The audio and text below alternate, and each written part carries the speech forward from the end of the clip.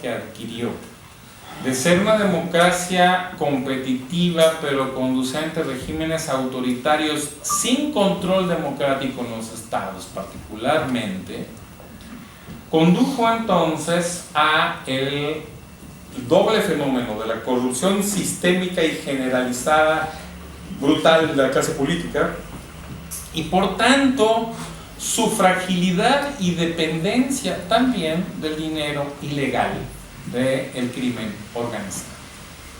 O sea que es un fenómeno estructural, entiéndase, ¿no? No es una cuestión temporal, no es un fenómeno lejano.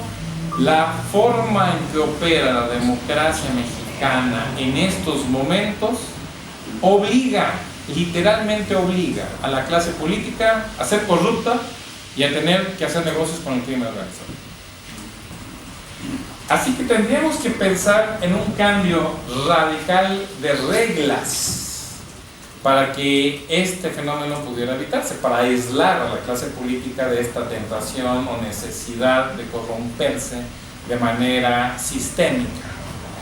Ahora, esto no se puede lograr simplemente con declaraciones o con nuevas reglas electorales del INE que nadie respeta, que no funcionan los tribunales, que no hay manera de castigar los excesos, etc., ¿no?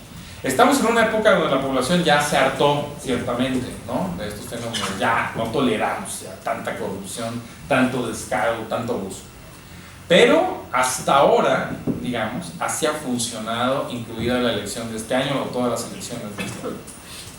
Bueno, entonces, ¿por qué doy tanta centralidad a la política y cómo funciona la política? Porque de otra manera, si no hubiera sido que el poder se fragmentara y si no hubiera sido que se crean entonces los autoritarismos subnacionales, los autoritarismos en los estados, no habría podido prosperar como prosperó el crimen organizado. Esto es absolutamente esencial. El poder autoritario centralizado permitía no solo el control de los gobernadores y alcaldes, sino también el control relativo del crimen organizado. También el crimen organizado era controlado centralmente. Había, digamos, siempre hubo crimen organizado en México, siempre, y de manera creciente, ¿cierto? También. Pero había un control central, digamos, en última instancia. Al descentralizarse el poder, dejó de haber control central. Y esto permite entonces el florecimiento de los grupos regionales del crimen organizado. El crimen organizado puede florecer en las regiones donde la descentralización del poder ha dado lugar a la ausencia de Estado, a la ausencia de poder, al vacío de poder. ¿Okay? Y por tanto es posible que en ese medio ambiente prospere mucho más.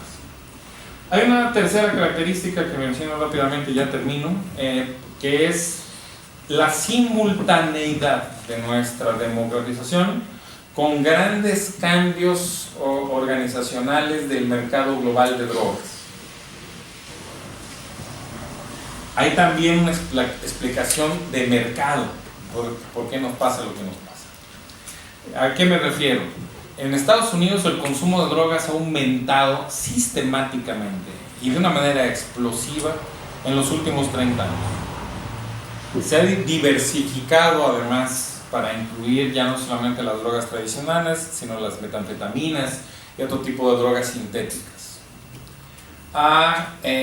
Tenemos junto a nosotros no solo el mayor mercado mundial para las drogas, sino además un consumidor ávido que vive su propia crisis social, parte de la cual se expresa en este incremento de consumo de drogas, que forma parte ya de los patrones de consumo de una parte importantísima de la población.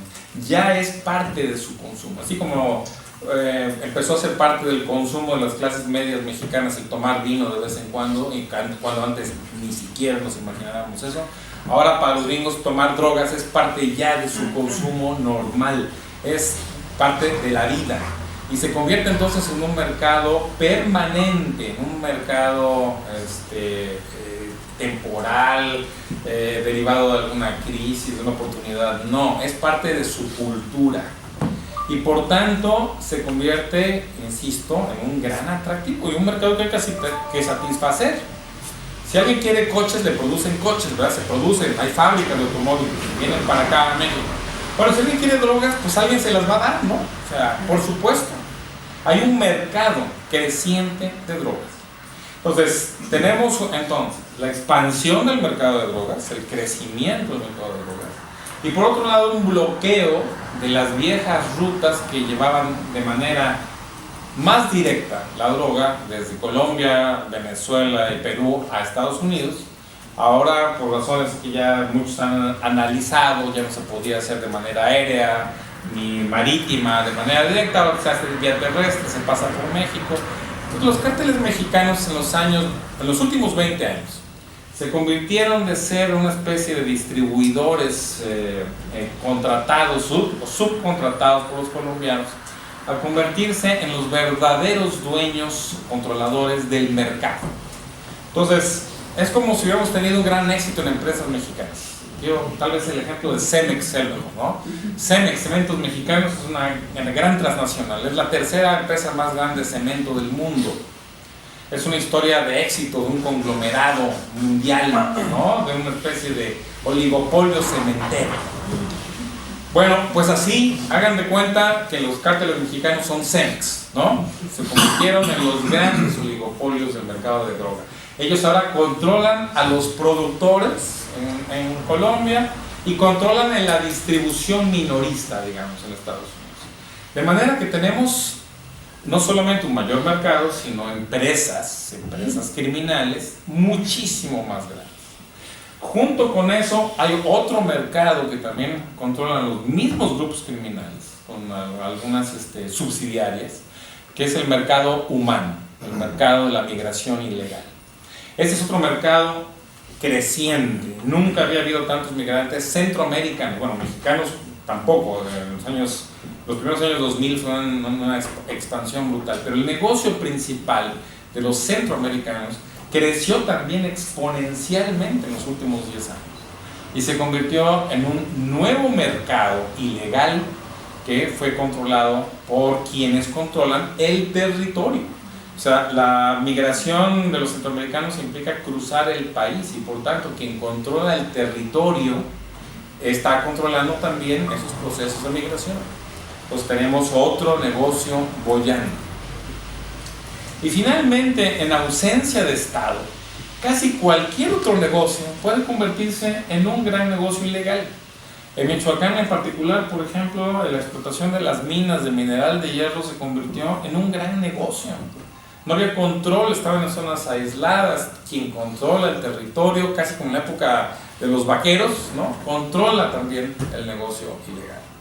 Entonces, y así como ahí, pues en Veracruz, en Tamaulipas, etcétera, hay territorios sin ley, en donde la explotación ganadera, la explotación frutera, etcétera, puede convertirse en un negocio controlado por el crimen organizado. Y finalmente, dado que el gobierno federal y estatal sí intenta combatir de una manera, digamos, no brillante, pero intenta combatir a los cárteles porque le disputan el poder precisamente, pues tenemos que suceden esos procesos de fragmentación. Son empresas que, digamos, empiezan a romperse o a fragmentarse en partes. Hagan ustedes de cuenta que a Cemex lo partiéramos por razones de ley en 15 empresas distintas, ¿no? Cada una distribuida en el territorio. Entonces cada una pues, tiene que generar sus propias reglas y buscar sus propios mercados y competir, ¿no?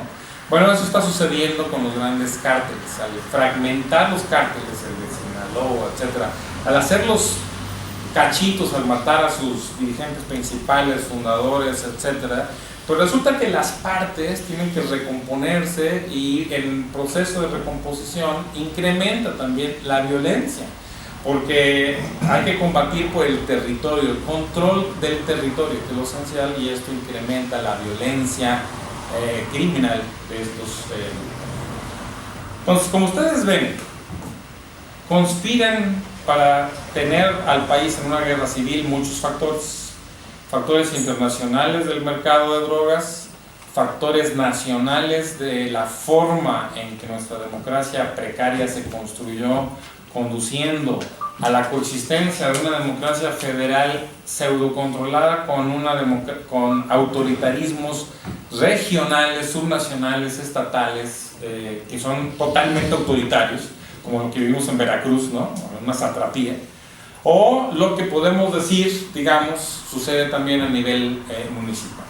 Entonces, esta combinación de fragmentación del poder político, coexistiendo con mercados ilegales crecientes por razones internacionales, y también con la estrategia misma del Estado, la forma en que confronta a los cárteles, que los fragmenta, todo eso propicia una lucha por el territorio en donde los grupos criminales tienen una gran capacidad, no solamente de matarse entre sí, sino de afectar directamente a la población civil, de intentar a su vez controlar a los poderes municipales y estatales, pactar con ellos, extraer rentas de los propios gobiernos locales y extraer rentas de todo aquel que se deje o que no pueda defenderse por sí mismo. Entonces, la paradoja de nuestra historia es que la forma y el momento en que se construyó nuestra democracia paradójicamente condujo a crear condiciones favorables a esa expansión del crimen organizado y favoreció también la corrupción sistémica generalizada, masiva y cínica de la clase política a nivel nacional. Ahora bien, podemos decir que hemos llegado a un extremo. Todas las cosas tienen sus límites. Hemos llegado a un límite en el cual la población ya no tolera esta corrupción tan brutal, ya hasta aquí, digamos, ¿no? También hay límites, ¿no?, para la ciudadanía, y también estamos hartos de la violencia criminal. Pero una cosa es estar hartos y otra cosa es que esto conduzca a una solución, digamos, rápida del problema. No puede resolverse rápidamente, porque lo que tenemos es una condición estructural. Es decir, no es una cuestión, no es una enfermedad, no es un tumorcito que se puede extraer dejando el resto del cuerpo sano. Es el cuerpo entero el que está enfermo. Es como una metástasis de un cáncer. Y por tanto, poder curar a ese cuerpo implica casi primero matarlo, ¿no? ¿Y qué me refiero con esto? Que el sistema político, como está funcionando, ese sistema no se puede reformar a sí mismo porque no está dispuesto a hacerse un harakiri, digamos, ¿no? Tendría que suicidarse. Ustedes no sé si conocen algún político que se haya hecho un harakiri, ¿no? Que suicide, ¿no? Ninguno lo haría, jamás, de ninguna manera. Entonces, el problema de esto es que solo puede suceder en un contexto de alta movilización, de alternativas viables desde el punto de vista político, de unidad en la acción, una serie de condiciones que hoy no están presentes todavía en la sociedad mexicana. Así que, digamos, la salida de la crisis no está a la vuelta de la esquina, va a tomar muchos años e implicará la reconstrucción casi desde sus cimientos del sistema político. Así que, y esto no va a empezar mientras la sociedad no se movilice de una manera mucho más radical que lo que lo ha hecho hasta ahora, particularmente en tipos de movilización que apunten directamente a esos dos grandes males que acabo de mencionar: la corrupción sistémica y el crimen organizado. Dos formas de impunidad en donde no funciona el sistema de justicia, dos formas de impunidad absoluta: la impunidad de la clase política, la impunidad de los criminales. Mientras esto no se resuelva, evidentemente no podemos modificar estas condiciones, esta crisis que vive el país. Bueno, gracias, eso es lo que yo quería mencionar.